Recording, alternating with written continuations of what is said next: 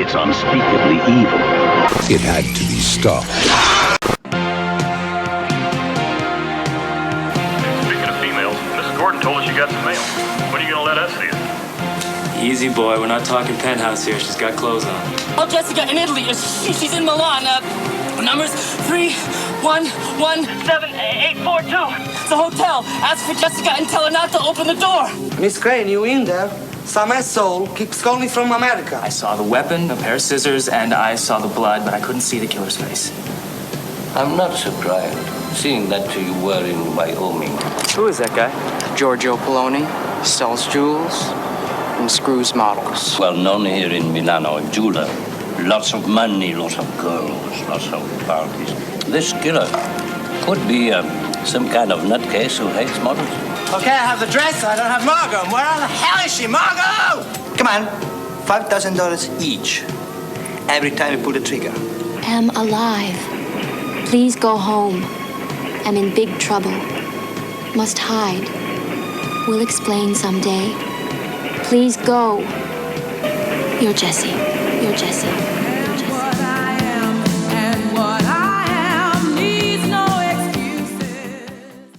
Hi people, this is Giovanni Lombardo Radice from Stage Fright, and you are listening to the Hysteria Continues. And indeed you are. Welcome back to the Hysteria Continues, and this time we are headed to Milan via Wyoming for the 1985 Giallo Nothing Underneath. So this is your pick, Erik. The question on everyone's tongues is, do you have on anything on underneath or nothing underneath? I have nothing on overneath either. Oh, are you naked again? No, I'm not. I have a pair of shorts on, but that's all. Well, is it quite warm where you are? Yes, very warm. And then I have to close the windows to block out the noise of smelly children. I mean, children playing in the street.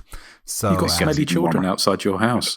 Because I'm in a housing estate-ish area, a cul-de-sac. Oh, okay. I see. Yeah. So, but actually, there is no children outside playing. I close it just in case something happens outside. Like a ball flies at your face. Yes. Okay. Nathan, how are you doing this fine morning? I'm doing very well. I literally just woke up. So are you under the covers? Are you your panties going to be ripped off? How dare you?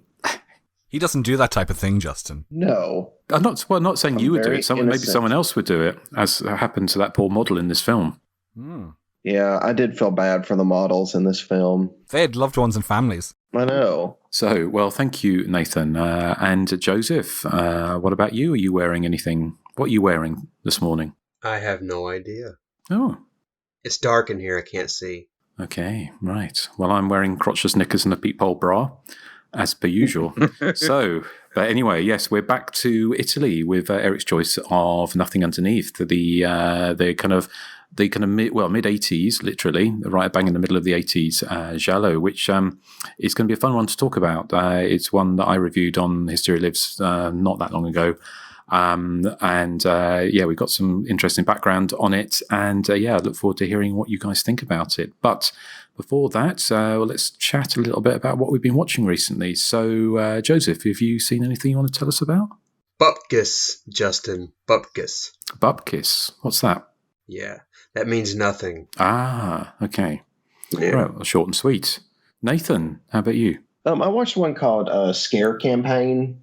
It's this, it's like a movie about a prank show where they do extreme, like, scare pranks.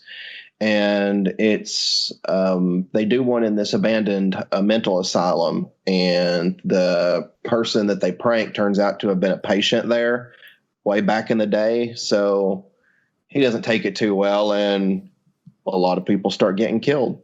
I actually was really with this movie for the first hour. I thought it was really good, really entertaining, but they kind of throw this weird, the movie just kind of shifts gears in the last 30 minutes. And I was like, oh my goodness. I mean, I still liked it, but it just got so over the top and silly. But, overall, it was a decent watch. So I would say it's worth watching. It's the 2016 Australian horror movie. Okay. I'm not sure if I've heard of that, so I might check that out at some point. And any other guys seen it or heard of it? No. I feel like I've heard of this, but I've never seen it. Well, thank you, Nathan. Is there anything else? No, that'd be it. Okay, well, thank you. Erik, how about you? Butt Kiss, or whatever it was. Now, it was on in the background. It's not horror, but it has, I suppose, two horror-related connections to it. On the Lifetime channel, I saw A Tale of Two Corys, which is kind of a biopic about Corey Haim and Corey Feldman. And it shows sort of them filming Lost Boys and that. And I think at one point Corey Feldman references Friday the 13th, the final chapter. But definitely not a horror. Very interesting. First half is incredibly cheesy, as you'd expect from kind of this Lifetime biopic thing. Second half, where they're grown up, the two actors playing the two Corys look very like their, counterparts, and it was more, it took itself a bit more seriously and was kind of sad at the end. Executive producer is Corey Feldman, so it's very heavily weighted towards him, and he's seen as kind of the savior who is doing his best to save Corey Haim from his demons. So it's kind of a one-sided portrayal. The first half, very cheesy. The two kids don't look anything like the Corys, and it's all very, let's try drugs. Oh, let's, try drink. Oh, let's do this, let's do that. And it's very episodic and silly. But great fun, I thought, and kind of sad at the end. But yeah, I enjoyed it. Not horror, though, in terms of horror. Why is it sad? Because Corey Haim dies. Oh, yeah. Oh, yeah, I guess that is kind of sad, isn't it? Now, I'm a big fan of the two Corys, and myself and Meep did a podcast about it many years ago, about them and their movies. So I was I kind of found it very interesting. I think if you've no attachment to the Corys, you'll probably find it a bit, Okay, right. Well, but it's literally, it's a kind of, it's a drama, isn't it? It's not a documentary. No, it's a drama. It's acted, and it sort of starts in about 1985 and then takes you up to the time that Corey Haim died, which I think was 2010. So yeah. Okay, excellent. Right, thank you. Anything else? Butt kiss. What's the word? Butt kiss. Bupkis. What the hell does that mean? It means nothing. Yeah, I know, but what language? I think it's Yiddish or something, possibly. Okay. But I think you stick with butt kiss, I think, yeah. Erik. That's perfect for Erik. Hey!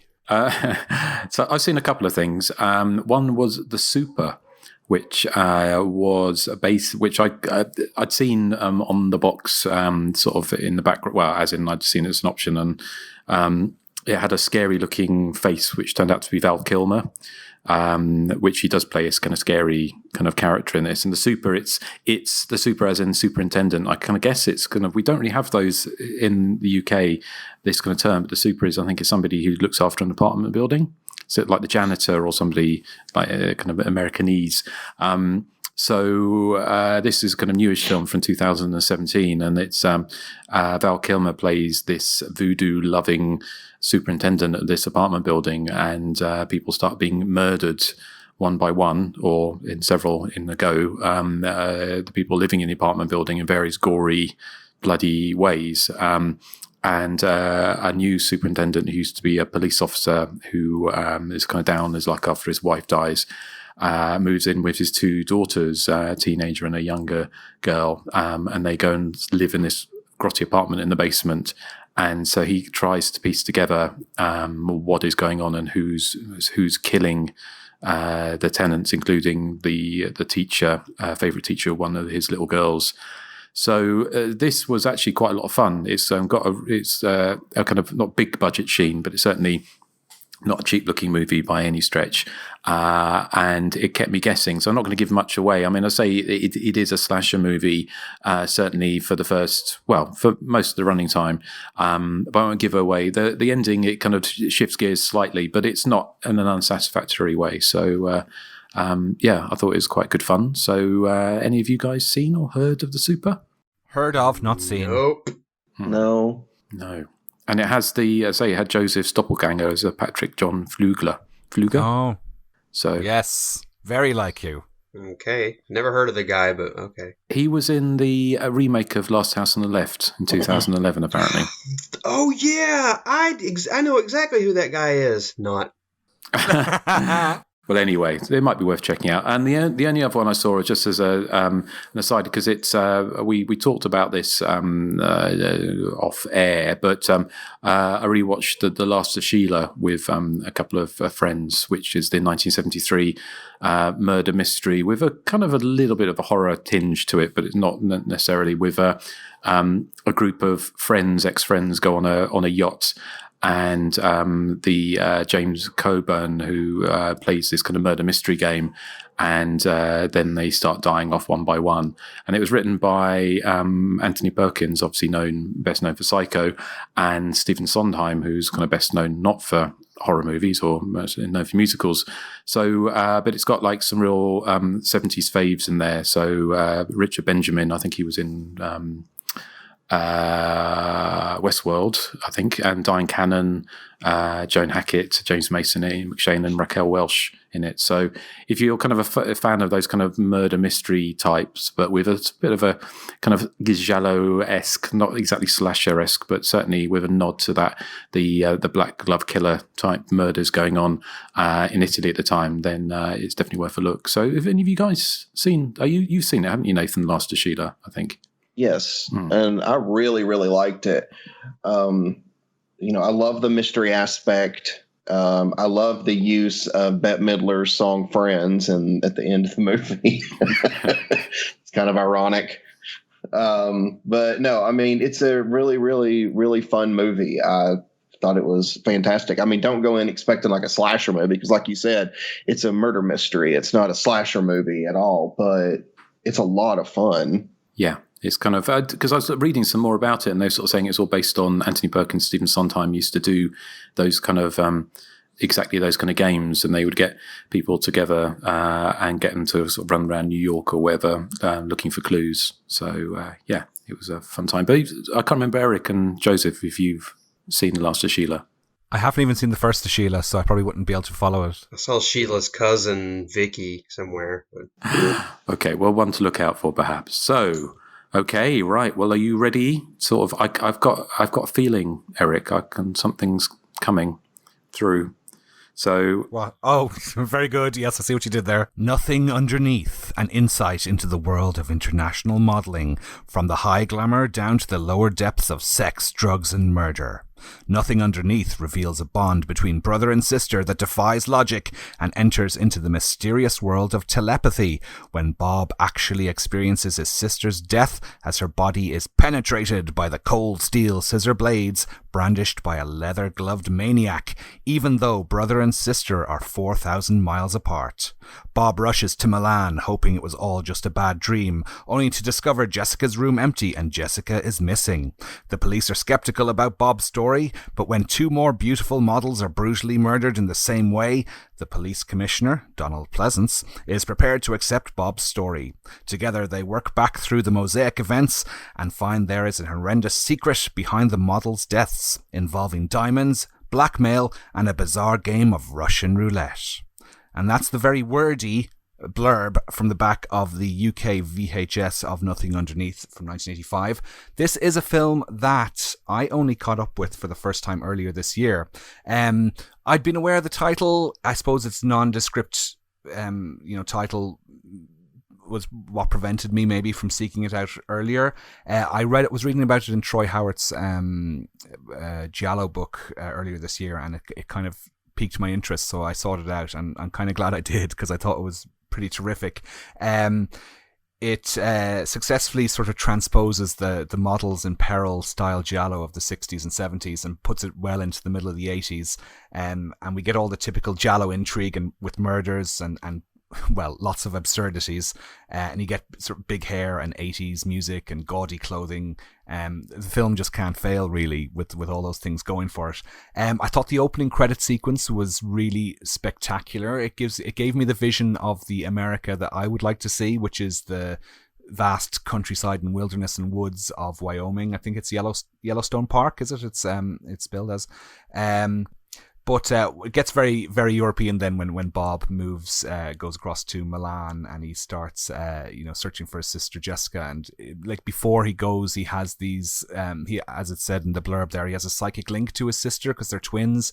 And there's kind of funny scenes of him sort of spasming, out in the woods as he's on patrol. He's working as a park ranger of some kind, I think. So those scenes are kind of fun. He's on another bit where he's on a kind of a rope bridge, and he's gurning at the camera as he's experiencing his sister's death. So this is kind of what I love about Italian genre cinema, is it's not afraid to resort to the use of the supernatural in an otherwise, quote, realistic film. The supernatural element allows them to get from point A to B in the script, and so they just throw it in regardless of how silly it might be. Although Donald Pleasance, I thought, kind of was how do I say, he kind of believed the whole telepathy thing a bit too easily, maybe in the script. It was a bit, so he was like skeptic for about 10 seconds and then suddenly believes that the whole twin thing might be real. I love the photographer in the film as well. He's so dour and deadpan, and he's incapable of smiling, and he's even more incapable of giving a yes or no answer. If you take, for example, his little spiel about how well he knows Jessica, he was like saying things like pretty clothes, nice makeup, but nothing underneath. I only see her through this lens. A simple yes or no, or, he could actually be a bit nice to Bob, but he seems quite aloof. I like the character of Carrie as well. She's the one who has the kind of Susie and the Banshees circa Peekaboo haircut. I'm sure you'd probably notice that, Justin. Were you thinking Peekaboo when you saw Carrie? Although Peekaboo was a few years later, but she had that kind of, it kind of reminded me more of that very stark, the makeup, like from, what's his name, the guy, what's the, the famous music video where they've got the 4 women dancing, playing guitars behind. Oh, Robert Palmer, yeah. Addicted to Love, yeah. Yeah, that 80s, very thick makeup, very kind of angular. Yes. Sort of, yeah. There's a scene where she's running around the streets of Milan and a public payphone rings, and she picks it up and screams, "I need a cab, help me!"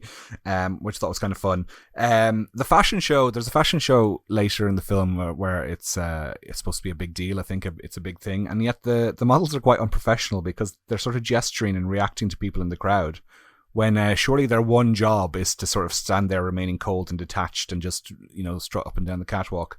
I thought the incident that lies at the heart of the film, which is this game of Russian roulette that the models play with this playboy called Giorgio, who likes to sell diamonds and screw models, I think is his personality traits. He encourages all the models to play Russian roulette, and for each pull of the trigger they'll get $10,000. I thought that was really tense, that scene, really well staged.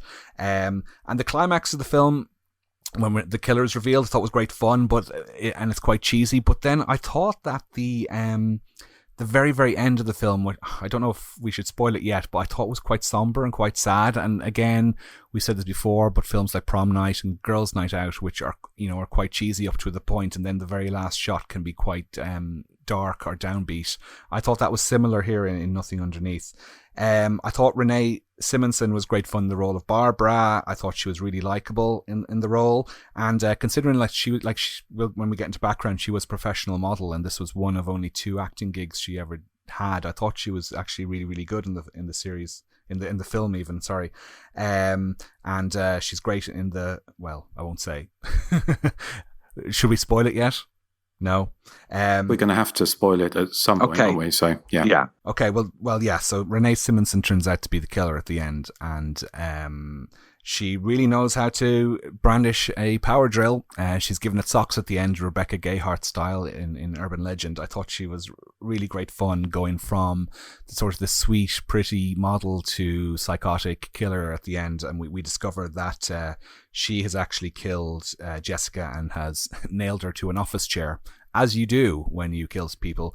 And the finale has her pushing the chair and throwing herself out the window of this on the upper floors of this high building, and it's done in slow motion, and it's done with this wonderful Pino Donaggio sad music in the background, which it really gives it a level of effectiveness that surprised me. I was taken aback by how powerful kind of the ending was.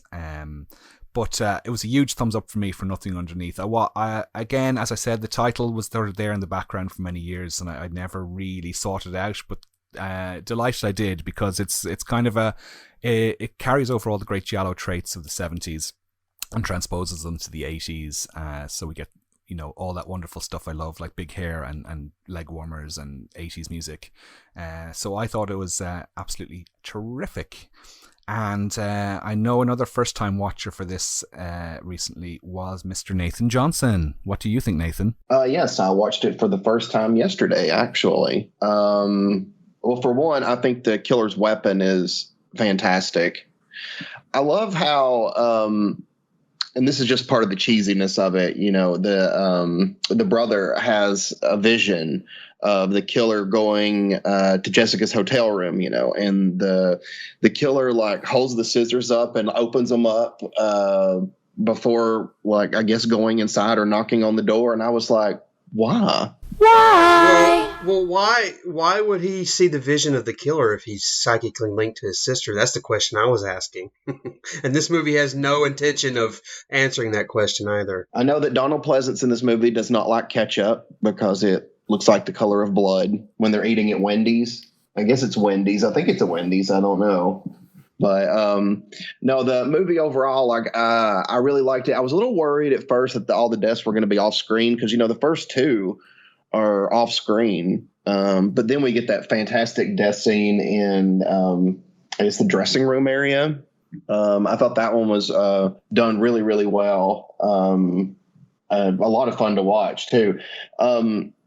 I would have liked a higher body count, but that's just a small complaint. Overall, I still think the movie is just a lot of fun. And I could see what you're talking about with the ending, but I will say that when she's going after him with the drill, I thought that was so much fun because, at one point the drill comes unplugged and then it's like her making a mad dash to plug the drill back in. And I just don't know why that caught me as funny as it did. But like, she is really good at brandishing that drill. And I was like, I didn't expect it either. Like, suddenly for this drill to come into play.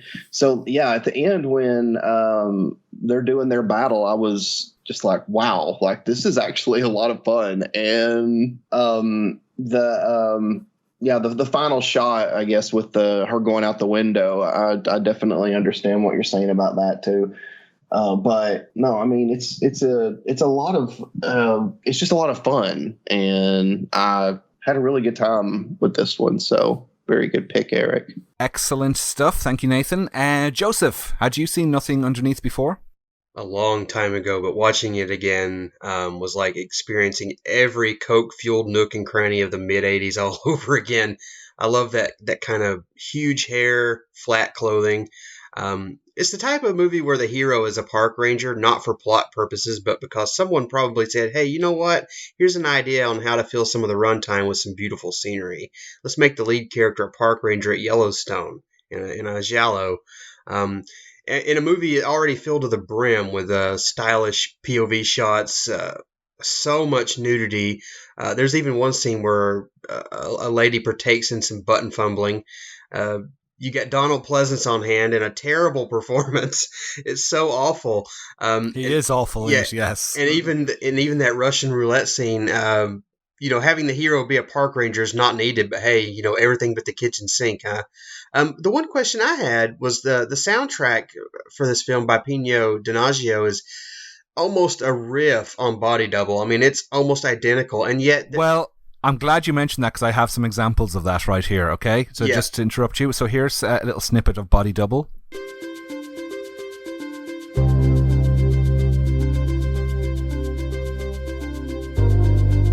Okay, I'll stop that there, and here's an extract from Nothing Underneath, which sounds practically the same.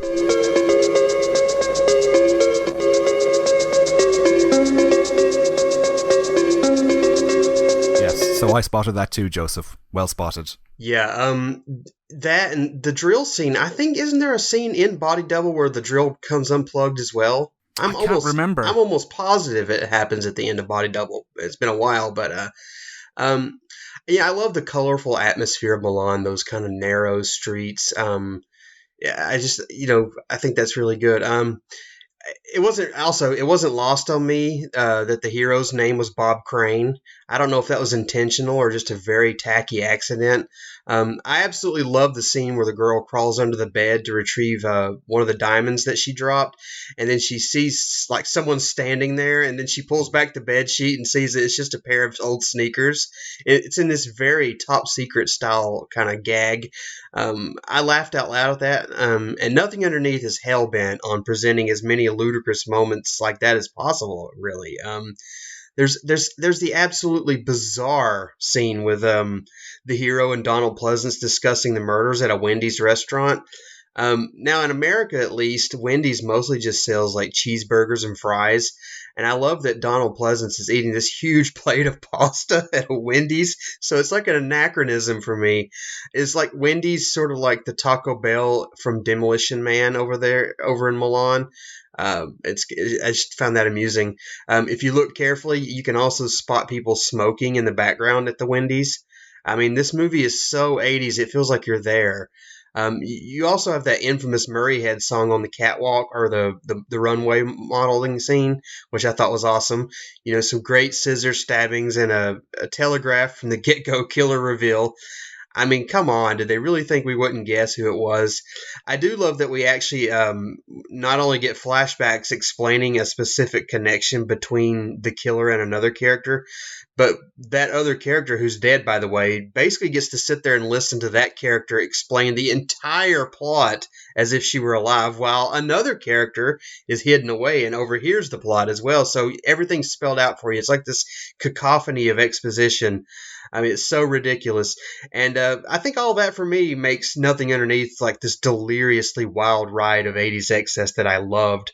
It's an amazing pick, Eric, and one that, despite all of its idiosyncrasies, actually works as a thriller for the most part, too. So a win-win all around for me. Thumbs up. Excellent. Yeah, I love that scene as well, where she's explaining the whole reason and backstory. You know, she's basically saying it to nobody. Yeah. It's very convenient. That's what I love. That's I was going to say something, but I better not there, about a film we recently watched that could have done with an explanation at the end. Justin, you gave this a glowing 4-star review, and Hysteria continues. Hysteria lives. Hysteria lives, even, yes. Yes, I still love it. I think it's great. I mean, I think by this point the Giallo's heyday was kind of over.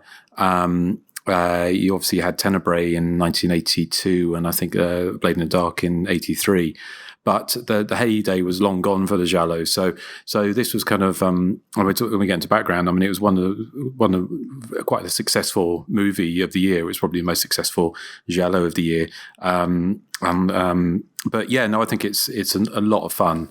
It's very playful, which I appreciated. It's not mean-spirited, really, even though you've got like models blowing their brains out and games of Russian roulette and things like that. But it's it is just the whole, you've got the psychic link, which is something that was done by Dario Argento in Deep Red, but also more explicitly in Phenomena the same year. But you can, it doesn't. It's not gratuitous in so much it seems a little bit of a cop out in some ways, because really the only thing that the psychic link does really is kind of really paper over some rather glaring cracks in the storyline, including how Bob finds his sister at the end of the movie, which it's almost like the writer had thought, well, like we can't really work out how to make join all the dots, so let's have this psychic link. But that's only a minor niggle. I mean, I thought the idea of obviously the fashion, the models is going right back to Blood and Black Lace, and all those Gialli all the way through, like the Queen in Red Kill 7 Times and Crimes of the Black Cat, and there's so many of these kind of the Gialli set around a model house, and then you go forward with Lamberto Bava's Delirium and sort of all the so it's the classic thing is having the models, but instead of having a model house, you literally do have a hotel full of models where they're all staying, and you've got Bob looking out the window, like you alluded to, Joseph, with the scene with this model who's just on her back as if she's in some kind of Skinemax or sort of softcore porn movie, sort of writhing on the back of her ass in the air, sort of pleasuring herself in front of an open window. It's like throwaway moments like that. It's just kind of really funny. And there's the idea that again, we get into background, is this idea that it's a satire as well on the kind of the vapidness of the modelling industry, and so the title itself, "There's Nothing Underneath," is alluding to the models having no knickers on, which we see time and time again in the movie, but also the idea that the models themselves have nothing upstairs. They're kind of they're empty vessels, and the industry is completely vapid and doesn't. So it's kind of this kind of slightly cynical look, but it's wrapped up in something so playful that it doesn't feel mean-spirited. I mean, I'm probably alone. I quite enjoyed Donald Pleasant's sort of acting in this. I thought he was actually having quite good fun, and there was a scene in it which kind of made my heart sort of sing a little bit. Where right at the end, where the police rush to Bob's aid at the empty apartment. And the police pull up in the car, and you see Donald Pleasance grinning in the back of the police car as the car screeches to a halt outside the apartment building. And then he gets out and composes himself, and so he's obviously just having the time of his life in the back of doing these kind of stunts on the film. So I thought he was quite good fun, and it was weird. It felt like it was a bit of a dig at America in some ways, because the Wendy's thing, you had this kind of clash of cultures with the idea of the Americanization of Italian culture with him eating at Wendy's, and then of course you had it with Wyoming. He kind of calls Bob Wyoming all the way through, which I thought was kind of a nice touch. It's just so much fun all the way through. I mean, I loved the scene at the fashion parade or the catwalk. It could easily have just brought the whole thing to grinding halt, but the way that it was integrated into the action. So basically, it wasn't just 10 minutes of us watching models walking up and down a runway. It was actually, there was all this stuff going on around and ending in the death of the model. The only thing two things I was going to ask that I didn't quite get was, one, that did the killer kill Bob's sister in her own room or in the sister's room? Because the sleazy hotel receptionist eventually waddles very slowly up to the room, doesn't he? But within sort of 5 minutes of the phone call. Well, they inspected the apartment, so I'm assuming they didn't find any evidence that she was killed there. So I'm guessing she got dragged there, tied to the chair, and then done away with. But I mean, it's because at the beginning of the film, you see the killer coming up in the hotel with the scissors out, even though she lives there as well, doesn't she? But then she goes and we led to believe, and we find out later that she murdered the sister in a room. But I didn't understand whether or not whose room that was, because if it was the sister's room, which Bob saw in his vision, then there's no way that she could have killed her and got the body out without being noticed, I wouldn't have thought. So what did you think, Eric? Did you? That thought didn't really cross my mind until you've just mentioned it just now. Well, let's just say it's Mrs. Voorhees-esque. It's like, how does she throw Brenda through the window and then show up in the Jeep 2 minutes later? Well, yes. But the other thing that I wasn't quite, and maybe it just missed my attention this time, but why? Obviously, you had the Russian roulette, which started with the murders going on. But the killer was in a lesbian relationship with Bob's sister. So why was she killing? What was her relationship to the model who died in the Russian roulette? No, it's because Jessica. It changed Jessica's personality and made Jessica a different person. She was very downbeat and sad, and she wanted to go back to America, and that's why. That's why she blamed everyone else for changing her girlfriend's persona. What a shitty motive to kill people. Yes. God. Well, you made my girlfriend become like she had like PMS or something. Oh my God. But I thought it was very playful. I mean, again, when we get into background, I mean, it was deliberately meant to riff off Body Double, which had been a big hit in Italy the year before, 1984. So having the killer with that sort of going towards the camera with this power drill with a cleavage behind, it almost kind of just sums up the 80s giallo there and then, really, doesn't it? It's a fun movie. I think the guy playing Bob, which I don't have in front of say, he's a likable character. He's very much the kind of everyman of the Italian giallo, and so much the idea of the the non-police the kind of the everyman investigator, somebody who goes looking for answers, which goes right back to like David Hemmings and Deep Red, and all the way right back down to a lot of the films, the giallo films, are kind of have that kind of non-police investigator, sort of citizen investigator who goes to try and find answers. So I think for me, it was the kind of after this. There's a lot of fun to be had with films like Delirium and the sequel to this, like Too Beautiful to Die, or There's Nothing Underneath Part 2. But the giallo and Italian horror in general kind of tipped to my mind, and some people really love it. I'm getting more of an affection for it, but it's kind of into what I term the dry ice phase and neon lights, where everything is shot like a rock video. And it's, I'm loving that more and more too, Justin. But I'm starting to get an appreciation for it. But at the time, I was thinking, "Oh God, this is really kind of affected." But it actually is. I'm coming around to that way of thinking. But this feels like it had a bit of a foot in the glory years of the giallo as well, with a nod towards the future as well. So overall, a thumbs way up for Nothing Underneath. It's a rollicking good time. So if you're a fan of the giallo, and a fan of 80s excess, then you could do a lot worse in this film. I love that. I love Donald Pleasance's character in this film because he doesn't really do anything. I mean, at the very end, he just kind of shows up right as the whole final act is going down, and with the fact that she pushes herself and the body through the window, he just kind of disappears from the film altogether. The guy, the Bob guy, he does all the investigating. He just uses Donald Pleasance as like a springboard or for someone to talk to. So it's really nothing more than a glorified cameo. But I love that they roped him into doing this with a very very bad accent. Yeah, stunt casting, I suppose. I'm guessing he was dragged in merely for marquee value than anything else. Because as you said, he doesn't really do anything. He does as much as that strange woman with the glasses who works at the post office with their hamster. Is it a hamster she has? Yeah, that's the scene I was going to ask. That's so bizarre. He goes in to talk to this lady, and she's like, she takes like 10 seconds away from the movie just to sit and stare at a hamster.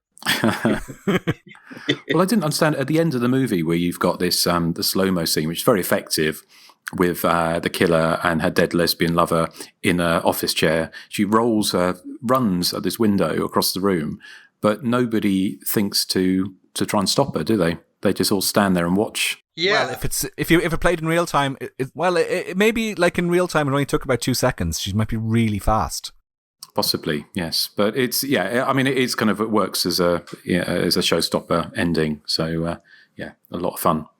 Have you seen, just out of interest, Too Beautiful to Die? I'm thinking I sought it out around the time I saw Nothing Underneath, but I can't remember. How sequel-y is it? Is there any carryover characters? I haven't seen it for a while. I'm trying to remember if I reviewed it. I think it's sequel in name only, but it's a very similar kind of murders. Apparently was another sequel in 2011 in name only called The Last Fashion Show. Have any of you seen that one? No, but same director. Apparently it was kind of roundly, I know Alan Jones hated it, so I've not seen it, but apparently it wasn't very good. But but having said that, it's sometimes if we went by reviews when people said films aren't very good, we probably wouldn't be. No. Except for Nathan's ones, the critics are bang on with the reviews of those ones. Anyway, we move on to background. Nathan, do you have any background for us today? No. Joseph, do you have any background for us today? Just the bit with the Last Fashion Show, and it was shot as The Last Shot, or it was released as The Last Shot in West Germany, or at the time West Germany, which I guess makes sense considering the Russian roulette scene. I saw a few things from like some old design, like fanzines, just basically people saying, "Oh, the best giallo since Deep Red," but not a lot of background, I'm afraid. No, I couldn't find a huge amount either. Justin, what do you have? Right. Okay. Well, let's see what I do have. I say the film was based on a book that was released in 1983, which I'm trying to find the details of here, which I don't have. But it was based on a book in 1983, which was very critical of the fashion industry, and it scandalized the Italian fashion industry at the time. So this is an adaptation, but the director Carlo Vanzina, I'm not sure if I'm pronouncing that correctly. He was known with his brother as being a successful director of comedies, which kind of you can see in this, can't you, with this kind of playful nature. That there's kind of a kind of deft hand with comedy. But he adapted the book, which he changed. He said he only used the first page and the title and threw out everything else. But they say that it was still a scandal in the Italian fashion industry, and apparently no fashion houses wanted to be involved with the film at all, apart from the I don't know how you pronounce it. Is it Franco Moschino? Shows how fashion forward I am. You know, the it's Moschino. I'd have never heard of this fashion designer, which shows how much fashion I know about. Maraschino. Just say Jimmy Choo. Moschino. Okay. Well, let's call him Moschino. But apparently he was a new fashion, whatever you call, like a fashionista kind of clothes designer who'd only been around for a couple of years. And he agreed for his clothes to be used. And all of the other fashion houses refused. And they said because the book had been so scathing about the fashion industry, but apparently he was known as being quite irreverent and a bit of a kind of enfant terrible of the kind of Italian fashion industry at the time. So, apparently at the premiere of Nothing Underneath, they reserved seats for the likes of Armani, Versace, or Versace, as they would say in Showgirls, and other fashion houses, and none of them turned up. And apparently this turned the Italian press into a frenzy, with one headline screamed, "Milan fashion trembles." And there was a publicity dream for the film, but actually it was a kind of a clever ruse by Enrico Lucerini, who was at the time the press officer of the director, because none of the fashion houses had actually been invited to the premiere, but it got the film massive amounts of publicity. So what else was there? The film itself was like a massive success. It was the 22nd highest grossing film in Italy of 1985, which doesn't sound that great, but it was, for comparison, Lamberto Bava's Demons was 42nd highest grossing film of 1985 in Italy. So give you some idea. Apparently, originally Michelangelo Antonioni had optioned Nothing Underneath, and he'd done the David Hemmings kind of giallo-esque or kind of giallo-tinged blow up in 1966, the one where David Hemmings plays. He's a photographer in London, kind of more of an art house sort of giallo-tinged movie. So that director was originally attached to the book. But apparently the book again was much more scathing and shocking to the fashion industry, and Michelangelo Antonioni wasn't able to direct it, so presumably couldn't find the money to do so. The director Carlo Vanzini, he'd made the earlier giallo Hysteria in 1983 with Carol Bouquet, I think it was. Have you seen Hysteria? No, it's one I have ready to go back in Dublin. I haven't watched it yet, but I am intrigued, especially after watching and enjoying Nothing Underneath so much. And I love Carol Bouquet from For Your Eyes Only as well. Mysteria is awesome. We actually discussed that on a recently seen when was it Jim Shed or someone was on the show. Yes, recently. yeah.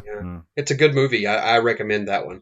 Yeah, so that's another fun one. So apparently that was a minor hit in Italy in 1983, but was like a big bust with critics. He went on to make another giallo, Squillo, in 1996, which I don't know anything about. But I think he passed away. He was working when I wrote the review, but he passed away 2018, I think.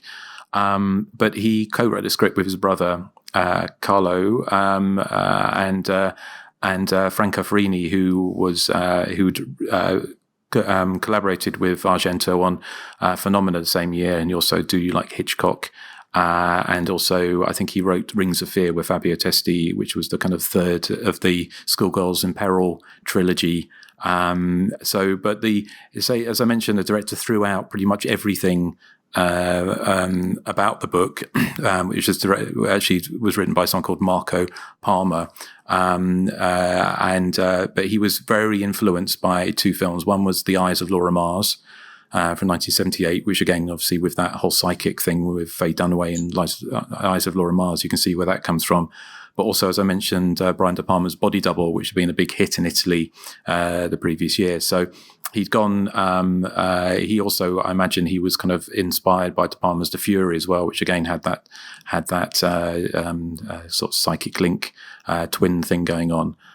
He was also inspired by Sergio Pastor's Delightfully Loopy The Crimes of the Black Cat, where models are murdered by someone leaving cats with their claws dipped in poison in their rooms, which is one I'd love to cover at some point. Have we covered Crimes of the Black Cat? I'm not sure if we have. I don't think we have. No, we haven't. So, and lastly, the other reason that the fashion industry was very kind of iffy about this and didn't really want to be involved was that there was a real life scandal that took place around this time. But actually, in Milan the previous year, when a North American model named Terry Broom had murdered a Playboy who had been accused of stalking and intimidating her. And apparently either he was or she was off her head on cocaine. And it'd been a big scandal in Italy, in Milan, around in the fashion circles the year before. So all of this came out in 1985, right around this time where you had this kind of sort of satire of the fashion industry and real life scandals. So it was kind of a hotbed, or kind of the perfect melting pot, really, for a movie like this to gain traction with the public. So that's all I have. Apart from, I think you might you have a bit more, Erik. I haven't taken everything you've got, but you probably have some more on the cast and crew, don't you? Just a little bit more is all I have. Lead actor Tom Shanley, that's how it's pronounced. He's an American actor who started out in TV, including a guest role in an episode, a lead guest role, that should be, in an episode of Fame, one of my favorite TV series. This is his motion picture debut, and he went on to do a lot of TV, and he was recently in a lot of the crime drama Graceland. I've never seen it, but apparently it's a big deal. Renee Simonson is the more interesting actress in this to me. She was a Danish model, and this is, as I said, one of 2 acting gigs she has, according to IMDb, and I thought she was really good. She turned her back on acting and declined the opportunity to audition to be a Bond girl, actually. And I'm thinking that was possibly for License to Kill in 1989. She famously dated Duran Duran bass player John Taylor for 5 years, which probably made her the most hated woman in the world back in the 1980s, because John Taylor was considered to be the dreamiest man of the 80s as far as these music mag polls used to go. What were you going to say? Something, Joseph? No, I just thought that was interesting. She dates the bass player from Duran Duran. That's funny. Yeah, she's also the face on the album cover for Roxy Music's The Atlantic Years, and she eventually left modelling and acting behind and became an author. It seems actually that most of the models in the film were actually models in real life as well. This seems to be maybe one of only their sole credit, or maybe one of 2 or 3 credits that they have, and they all seem to have a background in modeling. So that was an interesting casting choice. Did you notice that the innkeeper in this film is credited to an actress called Big Laura? I did, yes. Yes. Now I went back and looked at the film to see, okay, which one was Big Laura? Is Big Laura a man in drag? Can anyone? Don't think so. I thought it. Okay. I didn't get that that vibe from them, or I didn't notice that, but. The makeup is very drag-like, but yeah, I couldn't. And just the name Big Laura made me think, oh, that's a strange name to have in the. Well, I was thinking that the actress possibly was a kind of from a comedy background, because certainly the director was known for his comedy. And the I can't remember I haven't got the name of the guy, but I did have it somewhere in my notes. But the guy who plays the kind of sweaty receptionist at the hotel, who's always looking at porn under the desk. Apparently, he was quite a well-known comedy actor in Italy at the time. So I did wonder if they made some kind of cameos from people who'd been in those movies. Just one last thing. The Italian title for the film is Sotto il vestito niente, which means nothing under the dress, which is quite literal, really. The Spanish title was Yendo Commando, which is I'm going commando. And the French title was Je ne porte pas de culotte, which is I'm not wearing any knickers. Those 2 may possibly have been made up, those last 2, but the Italian title is real. Very good. The comedic actor was Mimo Sepe, And the last thing I just mentioned was that apparently Dario Argento hated this movie.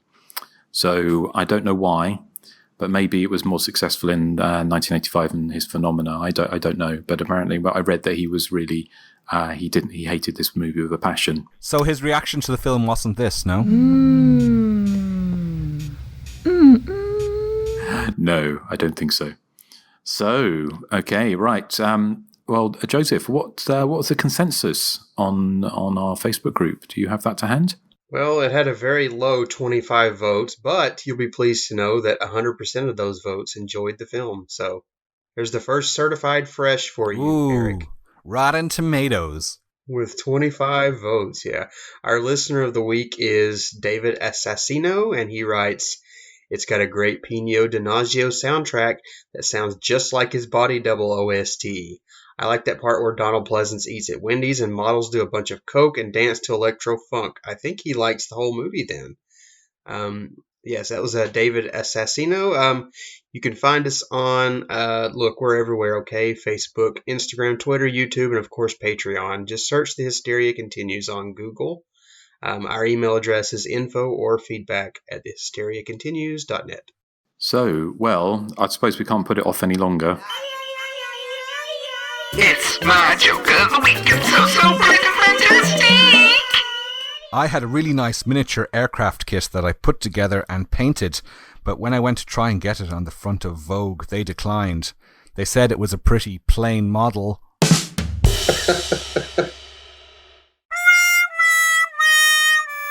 Wow, you really had to fumble for that one, didn't you? How did the character of Barbara cope with her trauma?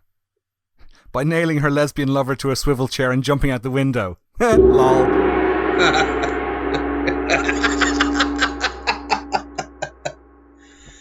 Your reaction to that one was hilarious. Thank you. Yeah.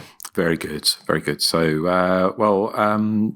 shall we? I think we've got some feedback, haven't we? We do. Who would like to go first?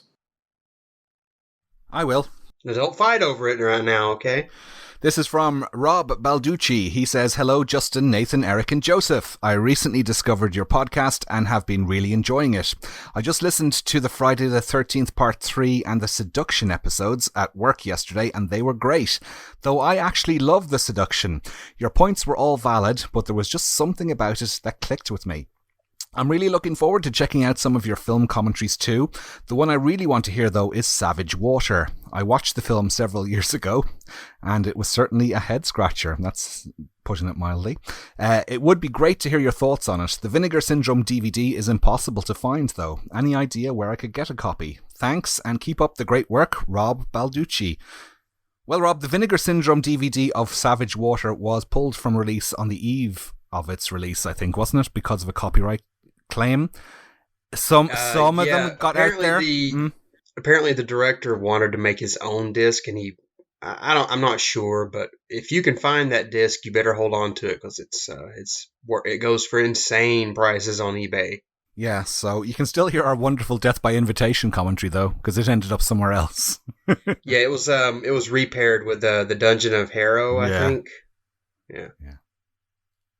As an aside, don't seek out the Death by Invitation DVD, because I don't even remember. That's probably the first commentary I ever edited and the first commentary we ever did. Boy, I don't even know. I don't even want to go back and listen to it. The Savage Water one? I thought it was kind of fun, if I remember correctly. I'm talking about Death by Invitation. Oh, that wasn't fun. But didn't we put Savage Water a commentary out on the podcast? I can't remember. I thought we did. Our Patreon, was it? I don't think we did. Okay. Well, it might be. Well, trouble is that people can't find it to watch, but I suppose we could always put it out as a bonus episode, couldn't we? If there was enough people wanted to listen to it. I'm not even sure I have the commentary anymore. I'd have to find it. I have the DVD, so I could retrieve it. Yeah. So okay, right. Well, thank you, Rob. There's who would like to go next? Or has he finished? Or is that, sorry? That was it. Yeah, he just said that he actually liked The Seduction. And curiously, we were covering The Fan on the last episode, which I thought was a much better attempt at the same kind of storyline. The Seduction, I thought, was a bit meh for me.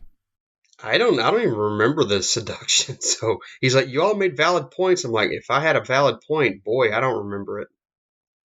I don't think it was that long ago, Joseph. I know. Hey, although in fairness, I can't remember much about it either. But I don't even remember what we talked about with Nothing Underneath. Right. Okay. Well, thank you, Rob. Nathan, would you like to go next? No, I don't think I have one. Ah, okay. Have you got one, Joseph, or is it just me left? I don't have anything. Okay, well, here's one. I've got, hey guys, after Justin mentioning a few Bollywood slashers over the course of the last few years, I finally decided to pop my Bangla cherry. It's Bangra, isn't it? Or Bangla? Bangra? Bangra, I think, yeah. But Bangla cherry, and recently watched 2003's Kuch to High, as well as Shush, also from the same year. I was wondering what your thoughts were on these ones, or perhaps you'd even consider discussing one of these or any of the others if there are better ones out there for a future episode. I'll hold off on my own thoughts for now, but needless to say, they were very interesting, to say the least. So I haven't watched any of the kind of Bollywood slashers for a number of years. I have reviewed them on Hysteria Lives. So the ones I've seen, which was there was the other one, Dun the Fog, I think, around this time, and Kuch to High. And Shush were they're very entertaining, but they're about 4 hours long, or they seemed it, and they do stop and have a song and dance number, which Bollywood movies kind of tended to do, like every 20 minutes or so, which kind of for a thriller horror movie is fun if you're kind of into that kind of spectacle, but what it does do is it kind of, well, we said in Nothing Underneath, it didn't, like with the big fashion set piece, the catwalk set piece, it didn't it's integrated into the action, whereas the Bollywood ones, from what I remember, they literally do stop and just have a big song and dance number. I saw a film once called Nocturne, and it stopped every 5 minutes for a song. Well, that was a wonderful DVD. But they're very fun. I mean, they're very silly, which is not, and they rip off whole sections from films that are popular around that kind of time, or sort of like I Know What You Did Last Summer, Urban Legend, and in fact, they actually kind of literally recreate whole sequences, including the kind of gas station scene at the beginning of Urban Legend is recreated shot for shot in them. So they are I would like to cover one at some point on the show in the future, just really so we've got one under our belt, because I think you know, if you have a fan of slasher movies, you definitely need to see at least one of them. But I think we talked about them before, and I don't think you guys have seen any of them. None. I hate song and dance, so I'm afraid to watch them, but I will watch them if you pick one. Yeah, it's just that they do tend to, for whatever reason, Bollywood films they are always over 2 hours long. And I think it's possibly because you've got the song and dance numbers in them, so it's not ideal. But as far as kind of keeping up suspense, but yeah, they're kind of fun. They've got one of them had a great sequence where the killer hides in a snowdrift. Just on the happenstance, somebody walks past. Oh, that sounds familiar. Yes. So they might be watching Iced. So anyway, the email goes on, says, keep up the great work, as always, and if you'll excuse me, I'm off to finish dismembering Rickle Pick's corpse and selling it off as great barbecue. That'll teach him to think he can take my place on the podcast, a chalk-faced whore. All the best from, can you guess? Simon Logan. Simon.Logan, yes. Who and now it's just reminding me, I think I still haven't got back to you, Simon, about your email so I will get back to you hopefully before you hear this. So, well, thank you for everyone writing in. Sorry, Justin, just a quick thing. I think Simon wrote in a while back and I forgot to ask, but I think he was wanting to know if a lot of those, was it Arrow would play on PlayStation 4 possibly, or Vinegar Syndrome would play over there, and I think we determined that most of them, if not all, would. Is that correct? As far as I recall, because I'm not at my home now, the Vinegar Syndrome stuff is all region free and plays fine. Like you said, it says like a specific region, but it'll still play like over there. So I think one of you said that possibly. Well, the weird thing, when I looked at my Vinegar Syndrome discs, they all had the 3 ABC regions on there. So they were listed as. So possibly if it does say only one region on there, it may be because it's region locked because of rights issues. So it doesn't necessarily mean that they will all play, unfortunately. But the ones I've got, I do. region-free Blu-ray players are pretty easy to find nowadays if it doesn't work, and I don't think they're terribly expensive either. No, they're not. No. I've got one as well. I play Blu-rays for PlayStation, but I've also got a Region 3 Blu-ray player, which I play American discs like Scream Factory and stuff. So, which are always region locked. So I needed to pick up a Blu-ray player. Although I don't know if I mentioned just as an aside, when I hadn't used it for ages, and then when I plugged it in, it started steaming. And sort of white mist came out of it, or I don't know if it was, and I thought, "Fuck, it's blown something," but it worked after that. So I think it must have just got a bit damp inside. So when I turned it on, it superheated the dampness, and it all came out as a little ghost out of the Blu-ray player. But I was blessed by the Blu-ray gods, and it didn't electrocute me, and it carried on playing, which is good. We are just going to mention that if you are a Patreon, we love you very much for it. If you're not and want to consider doing so, please join us over on Patreon for as little as $1 a show, I think. You also get access to what's getting to be quite a big back catalogue of stuff, isn't it? It's about 60 or 70 episodes now. We're over 60. We're approaching 70, so... And we are, by popular demand, we are doing our top threes, which have always been very popular. And it's just, we used to kind of do shows that were over 2 or 3 hours long sometimes, and it's just a bit too much to fit it all in, Erik. But we are, by popular demand, we are going to be covering the films of the 1970s, our top three in 1970s. So this month, we are starting with 1970. So that should be good fun. And remind me what film we covered? It was Tales from a Crypt, Demon Knight, wasn't it? Was our other Patreon pick this month.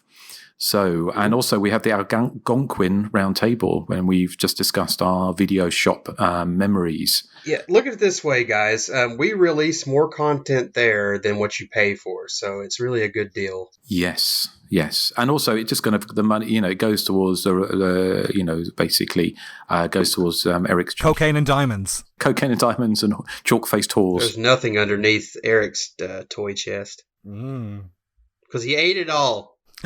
But yeah, join us over there for more madness, and Hysteria does continue over there.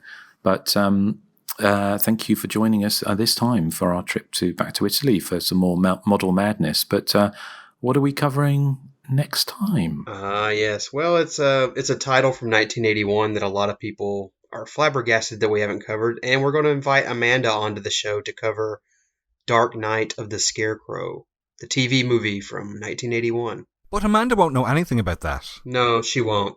Nothing at all. That's going to be a fun one. So yes, Amanda, always fantastic to have Amanda on the show, and she is the walking encyclopedia of horror TV from the 1970s and 1980s. So that will be a massive boon, and always a pleasure to have her on the show. I know she's always very popular with our listeners. So, and also we've had a massive load of feedback on that one already, haven't we, on Facebook? So I think it's one lots of people will be looking forward to.